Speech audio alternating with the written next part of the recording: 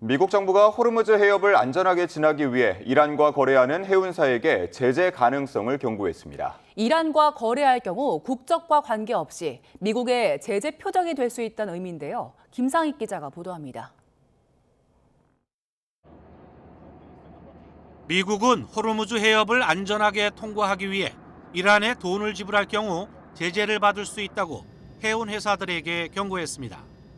미국 재무부 해외자산통제국 OFAC는 현지 시간 1일 공지문을 통해 안전 통항을 위해 이란 정권에 자금을 지불하거나 공격하지 않겠다는 보장을 요청하면 제재당할 위험이 있다는 주의보를 발령했습니다. 이번 경고는 미국뿐 아니라 외국계 모든 해운사를 대상으로 합니다. OFAC는 제재의 표적이 되는 자금 지급 형태에 대해서는 현금뿐만 아니라 디지털 자산과 현물 지급 등 다양한 거래를 명시했습니다. 특히 자국 내 이란 대사관을 통해 결제하거나 자선 기부금 형태로 우회 지급하는 행위 역시 엄격히 금지한다고 경고했습니다. 전 세계 석유와 천연가스 교역량의 5분의 1이 통과하는 호르무즈 해협을 사실상 폐쇄한 이란은 자국 해안에 근접한 우회로를 제한하며 선박들의 통행 징수를 추진하고 있습니다. 해운업계는 호르무즈 해협을 통과하기 위해 이란과 거래했다가 미국의 제재를 받을 수 있는 진퇴양난에 몰렸습니다. And I will reiterate the President's expectation and demand that the Strait of Hormuz is reopened immediately, quickly, and safely. 미국과 이란의 호르무즈 해협 통제권을 둘러싼 대치가 길어지면서 세계 경제에 미치는 압박과 해운업계의 눈치 보기가 더욱 가중되고 있습니다. YTN 김사익입니다. 이란이 호르무즈 해협 통행을 재개하고 종전에 먼저 합의한 뒤 핵 문제를 협상하자고 미국 측에 제안했지만 트럼프 미 대통령이 이를 거부했다고 로이터 통신이 보도했습니다. 로이터 통신은 미국과 이란이 종전에 합의한 이후 이란의 핵 프로그램을 제한하는 회담을 열고 이란은 우라늄 농축 중단에 동의하더라도 평화적 목적의 농축 권리를 미국이 인정할 것을 요구했다고 전했습니다. 트럼프 대통령은 전날 파키스탄을 통해 전달된 이란의 최신 협상안과 관련해 구체적인 내용은 밝히지 않은 채 만족하지 않는다. 그들은 내가 동의할 수 없는 것들을 요구하고 있다며 거부했습니다. 조현 외교부 장관은 아바스 아라그치 이란 외교장관과 전화 통화를 하고 중동 정세 등을 논의했다고 외교부가 밝혔습니다. 외교부는 이번 통화는 이란 측의 요청으로 이뤄졌고 양측은 중동 상황 등에 대해 의견을 나눴다고 설명했습니다. 아라그치 장관은 미국과의 협상 상황에 대한 입장을 설명했고 조 장관은 중동 안정이 글로벌 안보와 경제 상황에 미치는 영향을 감안해 평화와 안정이 조속히 회복되길 바란다고 말했습니다. 조 장관은 또한 한국을 포함한 다수 국적 선박이 호르무즈 해협 내에 여전히 정박 중임을 언급하면서 한국 선박을 포함한 모든 선박에 안전한 통항이 재개될 필요가 있다고 강조했습니다. 미국과 이란이 종전 협상을 진전을 보지 못하면서 전 세계적으로 유가 급등과 공급 불안이 커지고 있습니다. 각국은 원유 조달처를 다각화하고 있는데요. 미국의 석유 업체들은 투자 불가능으로 평가했던 베네수엘라도 눈을 돌리고 있고 일본은 호르무즈 해협 봉쇄 후 처음으로 러시아산 원유를 수입했습니다. 김정회 기자입니다. 미국의 석유 업체들이 베네수엘라에 평가팀을 보내 사업 가능성을 타진하고 있다고 월스트리트저널이 보도했습니다. 보도에 따르면 최근 관계자 수십 명이 델시 로드리게스 임시 대통령과도 면담했습니다. 월스트리트저널은 불과 몇 달 전만 해도 미국 석유업체들이 베네수엘라를 투자 불가능국으로 평가했는데 태도가 바뀌었다고 전했습니다. 사실 베네수엘라는 원유 매장량이 세계에서 가장 많습니다. 전 세계 매장량의 20% 정도나 묻혀 있다고 추정됩니다. 다만 점도가 높은 중질유라 정제 비용이 많이 들고 노후화된 시설과 정치적 불안, 경제 제재 등으로 하루 100만 배럴도 생산하지 못해왔습니다. 엑손모빌 등은 2007년 베네수엘라 정부의 에너지 국유화 조치로 자산을 몰수당한 뼈아픈 경험이 있습니다. 그러나 이란 전쟁의 장기화로 국제 유가가 급등하고 공급 차질이 우려되면서 태도 변화를 가져왔다는 분석입니다. 특히 양국 관계 개선과 트럼프 행정부의 독려가 베네수엘라로 눈을 돌리게 했다고 월스트리트저널은 지적했습니다. 대표적인 사례로 마두로 전 베네수엘라 대통령 축출 이후 양국 간 직항 노선이 7년 만에 재개된 점을 들었습니다. The United States remains fully committed to Venezuela's economic recovery. Today, the results speak for themselves. 트럼프 대통령이 해상 장기 봉쇄에 대한 대비를 지시하면서 에너지 기업 총수들과 베네수엘라의 정세와 원유, 해상 운송 여부를 논의한 점도 주목했습니다. 이런 가운데 일본이 호르무즈 봉쇄 후 처음으로 러시아 원유를 수입했습니다. 사할린2 프로젝트를 통해 생산된 원유를 임의 계약 방식으로 계약했는데 이르면 3일 밤 일본에 도착합니다. 일본뿐 아니라 중동 원유 의존도가 높은 아시아 국가들은 현재 상대적으로 저렴하고 수송이 쉬운 러시아산을 주목하고 있습니다. 필리핀이 5년 만에 처음으로 러시아산 원유를 수입했고 베트남과 인도네시아도 경쟁적으로 나서고 있습니다. 인도는 기존 수입량을 하루 190만 배럴까지 늘리며 비중을 확대하고 있습니다. YTN 김정희입니다. 트럼프 행정부가 미중 정상회담을 앞두고 중국과 연계된 이란 환전소들과 선박 관련 회사 제재에 나섰습니다. 미국 재무부는 연간 수십억 달러 규모의 외환 거래를 중개하는 이란 환전소 3곳과 이들의 위장 기업을 제재 대상으로 지정해 다른 금융기관 등과의 거래를 사실상 차단했습니다.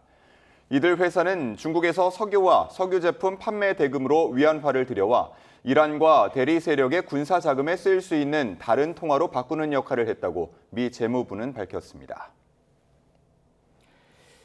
미국의 해상 봉쇄로 원유 수출길이 막힌 이란이 원유 저장고가 빠르게 차오르자 이미 산유량을 줄이기 시작했다고 블룸버그 통신이 보도했습니다. 이란 고위 관리는 블룸버그에 이란은 원유 저장고가 가득 찰 때를 기다리기보다 수용 한계를 미리 관리하기 위해 선제적으로 원유를 감산하고 있다고 말했습니다. 미국 국방부가 독일 주둔 미군 5천 명을 1년 안에 철수하겠다고 밝혔습니다. 트럼프 대통령이 주독 미군 감축 의사를 밝힌 이후 사흘 만에 내려진 조처인데요. 주한미군에도 영향을 미칠지 주목됩니다. 김승재 기자입니다. 독일 주둔 미군은 3만 6천여 명, 일본에 이어 가장 많습니다. 미군 유럽 사령부와 아프리카 사령부의 본부, 그리고 미군 작전의 핵심 거점으로 평가받는 공군 기지도 독일에 있습니다. 그래서 독일 주둔 미군은 2차 세계대전 이후 유럽 안보의 핵심 축 역할을 해왔습니다. 그런데 지난달 29일 트럼프 대통령은 독일 주둔 미군 감축을 검토하겠다고 밝혔습니다. 그리고 사흘 뒤 미 국방부는 독일에서 병력 약 5천 명을 1년 안에 철수하겠다고 밝혔습니다. 트럼프 대통령은 이탈리아와 스페인에서도 미군 감축 가능성을 시사했습니다. 독일과 마찬가지로 이란전에서 미국에 도움을 주지 않았다는 이유에서입니다.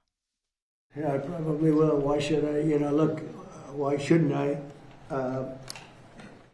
Italy has not been of any help to us, and Spain has been horrible, absolutely horrible. 앞서 트럼프 대통령은 주한미군이 북한을 상대로 한 한국 방어에 기여하고 있는데 한국은 이란 전쟁에서 미국에 도움이 되지 않았다고 불만을 나타낸 적이 있습니다. 또 주한미군 사령관은 미 연방 하원 청문회에서 병력 숫자보다 역량에 초점을 맞추고 있다고 언급하기도 했습니다. 독일 주둔 미군 철수 결정이 약 28,500명 주한미군에도 영향을 미칠 것인지 주목됩니다. YTN 김승재입니다. 독일 정부는 주독 미군 감축에 대해 예상한 일이었다며 앞으로도 미국과 안보 분야에서 긴밀히 협력한다는 입장을 밝혔습니다. 보리스 피스토리우스 독일 국방장관은 DPA-통신에 독일을 포함한 유럽에서 미군 병력 철수는 예상 가능한 일이었다며 유럽인들은 우리 안보에 더 많은 책임을 져야 한다고 말했습니다. 이어 연방군 병력 증강과 군사장비 조달 등 자국의 재무장을 언급하며 독일은 올바른 길을 가고 있다면서도 유럽, 특히 독일에서 미군 주둔은 우리와 미국의 이익에 부합한다고 강조했습니다. 트럼프 대통령의 유럽연합산 자동차에 대한 관세 인상 예고에 대해서 EU 집행위원회는 용납할 수 없다며 강력 대응을 시사했습니다. 미국이 무역 합의를 위반할 경우 EU의 이익 보호를 위해 대응할 수 있다고 경고했습니다. 김현우 기자입니다. 미국과 EU는 지난해 7월 자동차를 포함한 EU산 수입품에 대한 관세율을 15%로 전격 합의했습니다.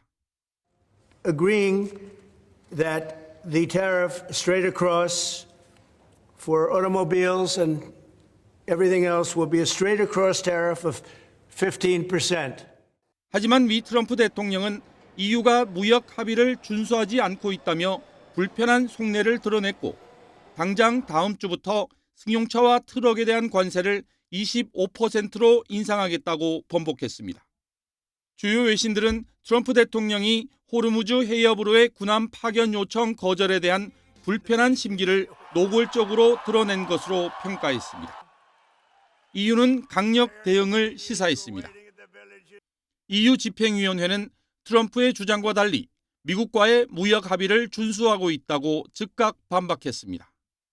그러면서 미국이 만약 지난해 공동 성명과 일치하지 않는 조처를 한다면 여러 옵션을 열어둘 것이라고 강조했습니다. 가장 강력한 옵션으로는 협정 중단을 꼽을 수 있습니다. 유럽의회는 지난 3월 2차례 제동이 걸렸던 무역협정을 승인하면서 미국이 합의를 이행하지 않을 경우 유럽의 이익을 보호하기 위한 수정 조항을 추가했습니다. EU 기업을 차별하거나 경제적 강압을 행사한다면 협정을 중단할 수 있다는 내용이 주요 골자입니다. 미국이 EU의 이란전 비협조를 무역 보복 조치로 노골화하면서 이란전 파병을 요청했던 한국과 일본 등 아시아 국가들로 국제사회의 시선이 모아지고 있습니다. YTN 김현우입니다. 미국이 예고한 대로 EU산 자동차 관세를 25%로 올리면 유럽 최대 자동차 생산국 독일이 150억 유로, 약 25조 9천억 원의 손실을 입을 수 있다는 분석이 나왔습니다. 독일 킬 세계경제연구소 모리츠 슐라리크 소장은 현지 시간 2일 로이터 통신과 인터뷰에서 이같이 추산하면서 장기적으로는 생산 손실이 300억 유로, 약 51조 9천억 원까지 늘어날 거라고 주장했습니다.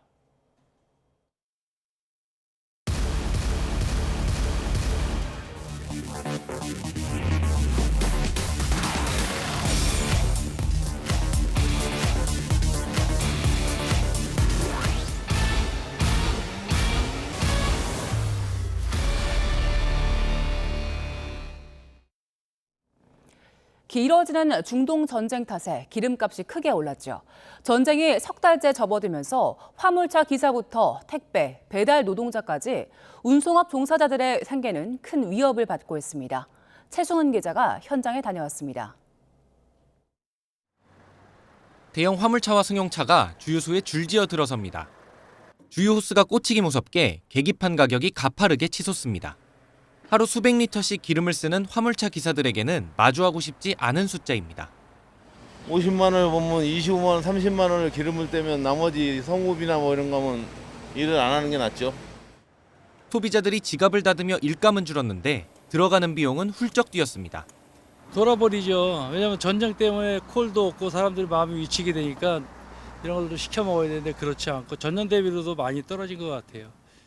최고 가격제로 기름값을 누르고 있다고는 하지만 2,000원 근처인 가격은 전쟁 이전 1,600원대와 비교하면 감당하기 쉽지 않습니다. 저희가 개인 사업자다 보니까 직원이 아니다 보니까 이건 저희가 다 감당해야 될 부분이 맞긴 한데 일단은 그 수수료는 오르지 않는데 기름값은 오르니까 좀 맞지는 않다고 생각을 하죠. 요소수 공급까지 차질을 빚으며 현장의 근심은 더 깊어지고 있습니다.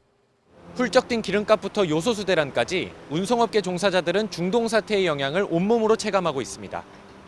결국 운임료가 비싸지면 연쇄적으로 마트와 시장에 공급되는 상품 가격에 그대로 반영될 수밖에 없다는 우려도 나옵니다. 도로 위 화물차들의 엔진 소리에는 오늘도 짙은 한숨이 배어 있습니다. YTN 최승훈입니다. 이란 전쟁으로 플라스틱류 포장재 수급 어려움도 산업 현장 곳곳에서 체감되고 있습니다. 현장에서는 비닐과 플라스틱 용기가 부족해지면서 식품과 농업, 또 자영업까지 충격이 번지고 있습니다. 오동건 기자의 보도입니다. 이란 전쟁이 장기화하면서 가장 먼저 타격을 받은 건 비닐과 플라스틱 소재를 사용하는 업계입니다. 가공식품 업계에서는 이미 포장재 재고가 빠르게 줄고 있습니다. 전쟁으로 인한 이런 공급 불안정이 지속된다면 5월 중순 이후부터는 생산에도 차질이 생길 수 있습니다. 최근 수출이 크게 늘고 있는 라면 업체들도 상황은 비슷합니다. 포장재 재고가 5월 중순 정도까지로 예상되면서 원료와 물량 확보가 시급한 상황입니다. 포장재 수급 불안은 농업 현장으로도 번졌습니다. 이 봄철 대규모 꽃을 출하한 뒤에는 비닐하우스를 정비해서 새 시즌을 준비해야 합니다. 이렇게 찢어진 곳들을 메꿔야 하는데 재고가 부족해서 현재 진행하지 못하는 상황입니다. 비닐 필름과 플라스틱 용기는 농가 운영의 필수적인 자재입니다. 겨울을 지나 시설을 정비해야 하는 시기지만 공급이 막히면서 기존 자재를 재활용하며 겨우겨우 버티는 상황입니다. 옛날에 쓰다 버린 거 주워서 쓸 정도, 이 정도로 지금 심각하게 돌아가고 있습니다. 배달 용기와 비닐 사용이 많은 소상공인들의 부담도 커지고 있습니다. 포장재 가격 상승과 공급 지연이 동시에 나타나면서 영업 환경이 악화되고 있는 것입니다. 저희는 용기가 있어야만 배달을 나갈 수 있는 상황인데 용기가 없다 보니까 가게 문을 닫아야 되는 상황도 벌어질 수 있는 문제고요. 정부는 호르무즈 해협 우회 노선으로 대체 원유와 나프타를 확보하고 수입선을 다변화하는 등 공급망 안정에 총력을 기울이고 있습니다. 다만 포장재 원료 공급이 재개되더라도 기업과 농가가 사태 장기화를 우려해 추가 재고 확보에 나설 경우 가격 상승과 수급 불안이 해소되기 어려울 수 있다는 우려는 여전합니다. YTN 오동건입니다. 중동 사태 후 사재기 현상들도 벌어졌었죠. 다 플라스틱 원료 부족 우려가 원인이었는데요. 그래서 정부가 석유에 의존하는 플라스틱 대신 재생 원료 사용을 늘리겠다고 발표했는데 구체적인 실행 계획이 부족하다는 지적이 나왔습니다. 이문석 기자입니다. 중동 전쟁으로 플라스틱 원료인 나프타 수급이 불안정해졌습니다. 비닐 부족 우려에 한때 전국에서 쓰레기 봉투 사재기가 벌어졌고 주사기를 비롯해 의약제품 품귀 현상까지 빚어졌습니다. 플라스틱으로 만든 생활 필수품을 안 쓸 수 없는 상황. 정부가 원료 수급 불안은 줄이고 탈플라스틱 순환 경제를 구축하기 위해 플라스틱 원천 감축을 추진합니다. 새 원료로 만든 플라스틱 폐기물 발생량 비중을 2030년 70% 수준으로 줄이고 반대로 재활용 비율을 45%까지 올린다고 발표했습니다. 재생 플라스틱 사용을 늘리겠다는 얘긴데 문제는 방법입니다. 정부는 우선 재생원료 의무 사용률을 페트병의 경우 30%로 강화하고 폴리에틸렌과 폴리프로필렌 제품도 유럽연합 수준 기준을 마련하겠다고 밝혔습니다. 또 재활용이 어려운 포장재의 시장 진입을 제한해 생산 단계부터 불필요한 플라스틱 사용을 줄일 계획입니다. 일단 업체랑 권고를 하고요. 권고 단계를 지나면 규제도 할 수 있습니다. 그러나 아직 구체적인 실행 계획이 부족해 보입니다.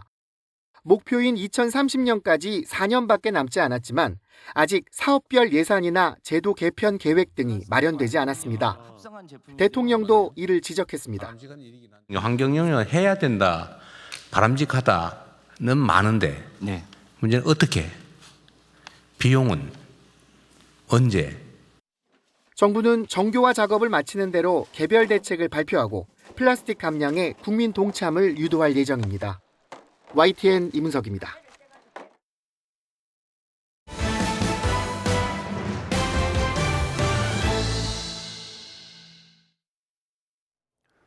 (6.3) 지방선거에 나갈 국민의힘 경기도지사 후보로 양양자 최고위원이 선출됐습니다. 민주당 추미애 후보와 여성 맞대결이 성사됐는데 양양자 후보와 개혁신당 조응천 후보 간의 단일화 여부가 변수로 남아 있습니다. 박홍구 기자입니다. 인물란 속에 선출이 지연되던 국민의힘 경기지사 후보에 양양자 최고위원이 뽑혔습니다. 양 후보는 당원과 일반 국민 여론조사를 합산한 경선에서 함진규 전 의원과 이성배 전 MBC 아나운서를 누르고 후보로 확정됐습니다. 저는 이번 선거에서 이념과 진영을 넘어 오직 경제와 민생만을 이야기하겠습니다. 합리적인 도민들과 함께 정치 선거를 경제 선거로 바꾸겠습니다. 양 후보와 맞붙게 될 더불어민주당 추미애 후보는 SNS에 과거 의원회관 출입문 사진을 공유하며 의지를 다졌습니다. 나라를 구하겠다는 절박함으로 버텼던 것처럼 경기도민의 삶을 바꾸겠다는 절박함으로 경기도 곳곳을 뛰겠다고 강조했습니다. 개혁신당 조응천 후보는 SNS에 추미애 후보의 무상교통 공약을 비판하는 글을 올리며 활동을 이어갔습니다. 양양자 후보와 보수 야권 후보 단일화에는 일단 선을 그으며 당분간 독자 행보를 이어가다가 선거 전 막판에 승부수를 띄울 것이란 관측입니다. 서울시장 선거에서 맞붙는 민주당 정원호, 국민의힘 오세훈 후보는 마포구에서 열린 여성 마라톤 대회에서 만나 웃으며 인사했습니다. 하지만 이후 정원호 후보 측은 윤석열 군단과 함께 선거판에 나서는 소회가 어떠냐며 오 후보에게 날을 세웠고, 오세훈 후보는 과거 문재인 박원순 때보다 이재명 정원호 조합이 훨씬 더 심한 부동산 지옥을 초래할 거라고 공세 수위를 높였습니다. 선거가 한 달여 앞으로 다가오면서 여야의 공방이 거칠어지고 있습니다. YTN 박홍구입니다. 더불어민주당은 이번 지방선거의 최대 전략 지역인 영남과 충청 지역 공략에 공을 들이고 있습니다.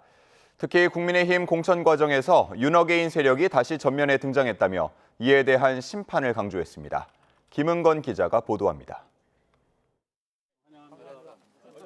연휴 이틀째 어린이날을 앞두고 대전의 축제 현장을 찾은 정청래 민주당 대표. 고향을 찾은 남다른 감회를 전하면서 선거에 나선 지역 후보들에 대한 지지를 호소합니다. 현재 선거 판세를 낙관하면서도 방심은 금물이라며 거듭 몸을 낮췄습니다. 선거는 끝날 때까지 끝난 게 아니죠. 항상 국민 눈높이에서 낮고 겸손한 자세로. 이어 경북 포항을 찾아 영남권 민심 잡기에 나선 정 대표. 보수 진영의 아성이지만 이번만큼은 달라질 거라며 적극적인 구애의 손짓을 보냈습니다. 지금은 팍팍해 보이고 힘들지만 마음의 문을 열기 시작하면 그것이 어느새 넓은 길이 될 것이고, 민주당은 특히 이진숙 전 방통위원장의 대구 달성 공천과 정진석 전 대통령 비서실장의 출마 등을 거론하며 국민의힘이 결국 윤어게인 정당으로 귀결됐다며 공세를 이어갔습니다. 국민의힘은 끝내 귀를 닫았습니다. 스스로 쇄신의 기회를 걷어차고 기어이 윤석열 정당으로 남길 선택한 셈입니다. 민주당 지도부는 이번 연휴 기간 경북에 이어 경남과 부산 지역을 잇따라 찾아 야권의 바람을 잠재우는 데 주력합니다. 민주당은 특히 영남 지역 선거가 이번 지방선거와 재보선의 최대 승부처라고 보고 당력을 집중할 방식입니다. YTN 김건희입니다. 국민의힘은 6월 지방선거를 범죄자 심판선거로 규정하고 뭉쳐서 이기자고 뜻을 모았습니다. 장동혁 대표의 이선 퇴진을 놓고 분열하던 지도부가 단합을 다짐했지만 비상계엄을 주제로 또 내홍이 노출됐습니다. 조은지 기자입니다. 박형준 부산시장 후보 캠프 개소식은 국민의힘 선거 출정식을 방불케 했습니다. 당 안팎의 이선 퇴진 압박 속에 여의도만 맴돌던 장동혁 대표는 모처럼 만난 지지자들 앞에서 민주당이 이재명 대통령 죄를 지우기 위해 공소 취소 특검을 추진한다고 포문을 열었습니다. 대통령과 민주당 전재수, 김경수 후보를 콕 찍어 범죄자라고 칭하면서 왜 우리가 부끄러워야 하냐고 반문했습니다. 끔찍한 짓이고 저는 미친 짓이라고 생각합니다. 저희는 이재명 같은 범죄자를 보유한 정당이 아닙니다. 그런데 왜 우리가 움츠러들어야 합니까? 국민의힘은 이번 선거를 헌정 질서를 지킬 범죄자 심판 선거로 규정했는데 장 대표 리더십을 놓고 잡음이 있었던 원내사령탑도 후보도 남은 한 달 똘똘 뭉치자고 단합을 강조했습니다. 압도적으로 부산에서부터 힘을 모아서 한마음 한뜻으로 같이 갑시다. 절대 안에서 서로에 대해서 뭐라고 하지 마세요, 제발. 우리가 하나가 돼야 됩니다. 부산 지역 국회의원과 당 원로까지 총출동한 일종의 결의대회는 고성과 삿대질이 오가며 한때 얼어붙기도 했습니다. 당내 최다 6선 조경태 의원이 장동혁 대표 지지자들과 공개 충돌한 겁니다. 비상계엄은 잘못된 거예요. 여러분들이 계시기 때문에 지금 국민의힘이 안 되는 거예요. 장동혁 대표 연호하는 분들은 빨리 집에 가세요. 한 목소리로 대여 투쟁을 외치면서도 당 노선 갈등과 내홍 등으로 좌충우돌하는 제1야당의 민낯을 상징적으로 드러냈다는 평가가 나옵니다. 장동혁 대표는 일요일에는 추경호 대구시장 후보 개소식을 찾는데 별도의 외부 행보는 없는 걸로 파악됐습니다. 동남풍이 분다는 영남권을 중심으로 일단 기지개를 켠 모습인데 아슬아슬 원색적인 발언과 돌출 상황으로 역풍을 부르진 않을지 보수 지지층은 여전히 불안한 시선으로 지켜보고 있습니다. YTN 조은지입니다. 보험 설계사 말을 믿고 수십 개의 보험에 가입했지만 1억 원 넘는 손해만 남는 일이 있었습니다. 지난 2023년 YTN에서 보도한 내용인데요. 보험사가 해당 설계사에 대한 징계를 내렸지만 금전적 피해를 회복하기는 사실상 어려워졌습니다. 홍성욱 기자가 당사자를 2년 만에 다시 만나봤습니다. 보험 가입으로 수억 원의 손해를 입은 피해자들이 있습니다. 오래 알고 지낸 보험 설계사를 믿고 맡긴 게 화근이었습니다. 60대 A씨 부부가 지난 2011년부터 한 대형 보험사에 가입한 상품은 무려 26건. 문제는 기존 보험을 깨고 새 보험을 드는 이른바 보험 갈아타기가 반복됐다는 점입니다. 보험 설계사는 중도 인출과 해지를 반복해 보험료를 다시 내면 환급률이 올라 이득이라고 설명했습니다. 하지만 해지 때마다 손실이 누적됐고 결국 1억 원 넘는 손해만 남았습니다. 중도 인출하면 7개월 낼 수 있잖아요. 그럼 19개월 되고 환급률이었으니까 또 7개월 집행하고 또 내고 선납 처리 계속하면은 완납이 되잖아요. 그러면은 한 3년 지나면 거의 90% 가까이 뜨잖아요. 85%에서. 그러면 이 돈을 다 찾아서 쓴다라고 해도 1,000만 원은 낼 수 있잖아요. 보험 설계사가 보험 갈아타기를 권유한 이유가 있습니다. 새 보험을 가입시키면 설계사는 첫 해 보험료에 맞먹는 수수료를 받을 수 있습니다. 이 덕분에 해당 보험 설계사는 수수료로 최소 수천만 원을 가져간 것으로 추정됩니다. A씨는 대필 서명 등을 이유로 불완전 보험 판매를 주장하며 5년 가까이 다퉈왔습니다. 20여 개의 보험을 들게 하면서 자기는 한두 건의 수당만 받으면 끝날 그런 수당을 20여 건의 수당을 늘려서 극대화시킨 수당을 많이 받기 위한 고객을 기만한 거거든요. 지난해 말 금융감독원이 징계를 의뢰했고 보험사 측은 해당 설계사에게 3개월 모집 정지 처분을 내렸습니다. 보험사 측은 소비자 보호 관점에서 징계를 내렸다며 민원 제기가 오랜 기간에 걸쳐 이뤄졌고 다수의 계약에 대한 신중한 검토가 필요해 지난해 말 조치를 내린 것이라고 밝혔습니다. 하지만 A씨는 고객을 기만한 설계사와 이를 관리하지 못한 보험사 모두 책임이 크다는 입장입니다.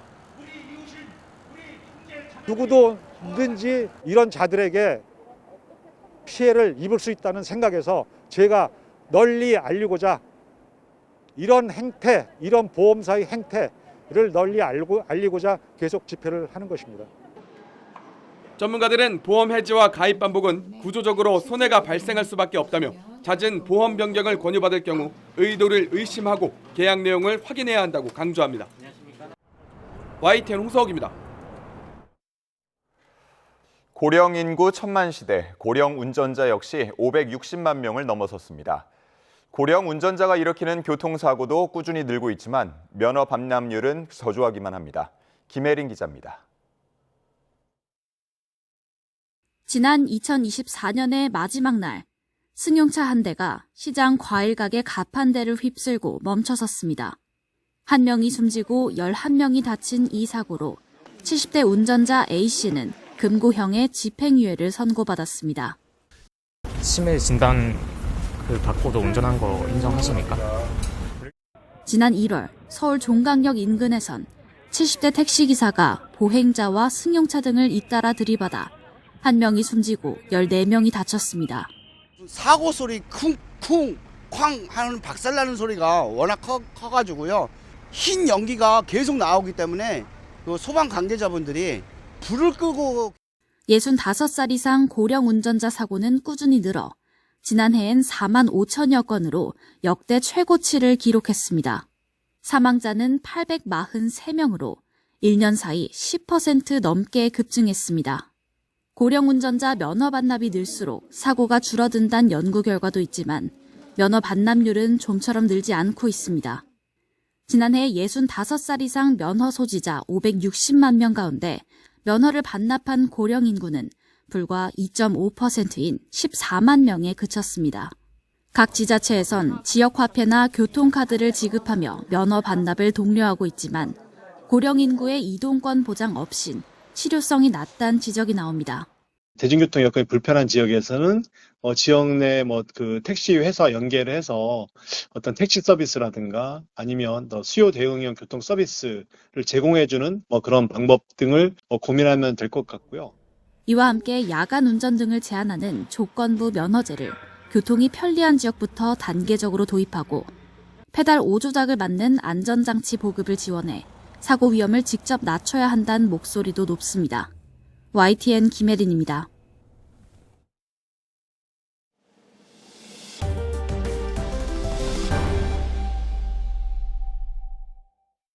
지난해 11월 발사된 우리 군의 5번째 정찰 위성이 애초 계획보다 빨리 전력화 절차를 마쳤습니다. 미국이 대북 정보 공유를 일부 제한한 상황에서 자체 감시 능력 강화에 속도를 내고 있습니다. 나혜인 기자입니다. 지난해 11월 미국 민간기업 스페이스X 발사체에 실려 우주 궤도에 안착한 군 정찰 위성 5호기가 반년 만에 전력화를 마쳤습니다. 실전 운용을 위한 시험 평가 결과 모든 기준을 충족해 애초 계획보다 2달 빨리 군 정보당국에 인계된 겁니다.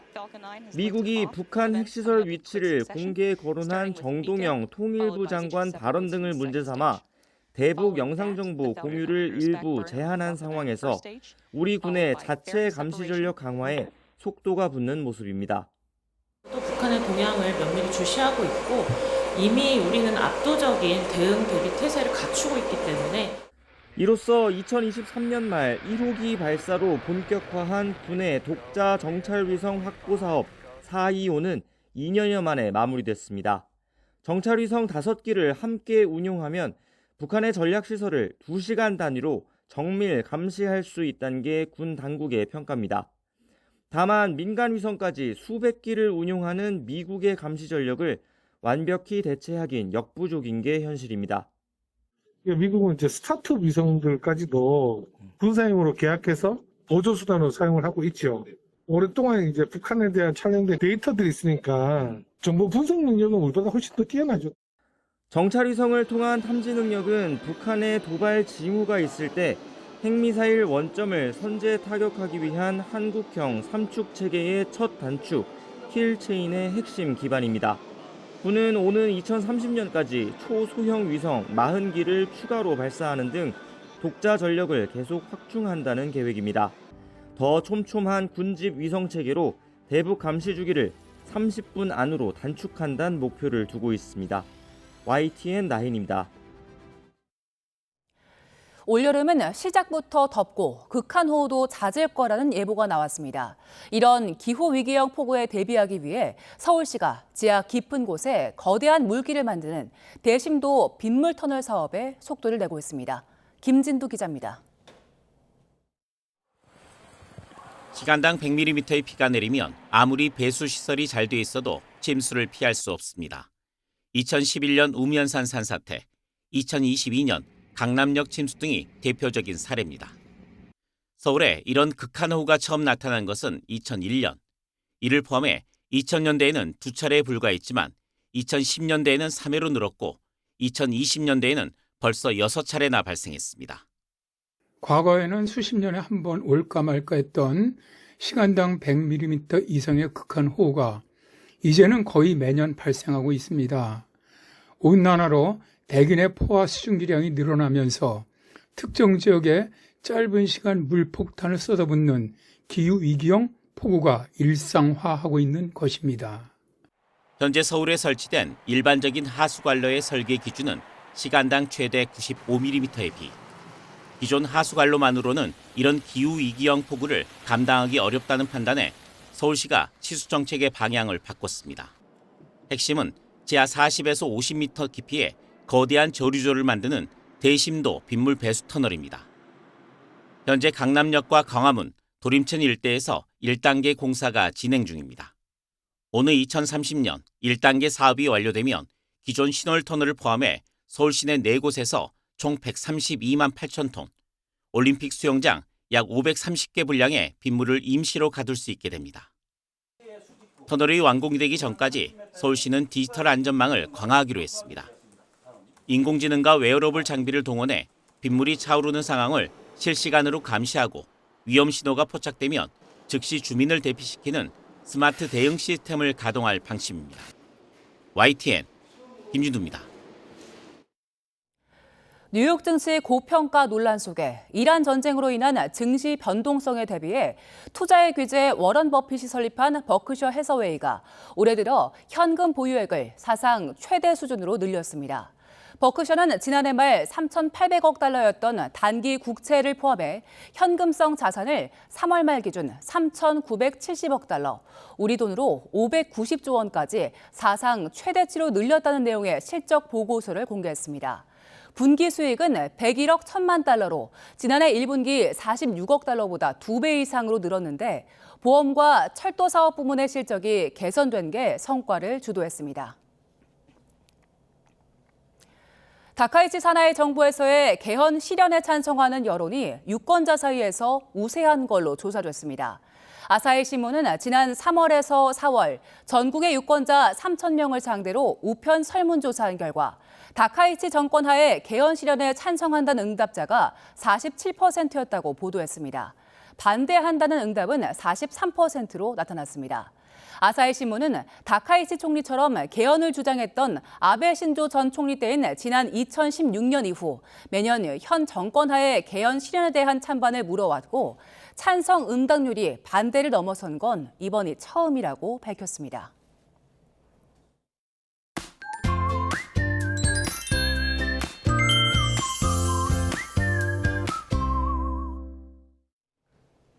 현재 비구름이 전국을 뒤덮고 있습니다. 제주 산간에 내려졌던 호우주의보는 7시를 기해 해제됐는데요. 내일까지 제주 산간에는 60mm 이상, 강원도와 충북, 남해안과 제주도에는 최고 40, 서울 등 그 밖의 지방은 5에서 30mm의 비가 예상됩니다. 특히 오후까지 남해안과 제주도, 밤부터는 중부지방에 돌풍과 벼락이 예상됩니다. 비가 내리면서 쌀쌀합니다. 오늘 서울의 낮 기온은 16도로 어제보다 6도가량 낮아집니다. 옷차림 따뜻하게 해주시길 바랍니다. 현재 기온 살펴보면 서울이 12.6도고요. 낮 기온은 어제보다 최대 10도가량 낮아집니다. 청주 16도, 대구 17도로 예상됩니다. 이 비는 내일 낮이면 그치겠고요. 어린이날에는 맑고 따뜻한 날씨가 찾아올 전망입니다. 날씨였습니다. 이상으로 뉴스타트 3부 마칩니다. 시청해주신 여러분 고맙습니다.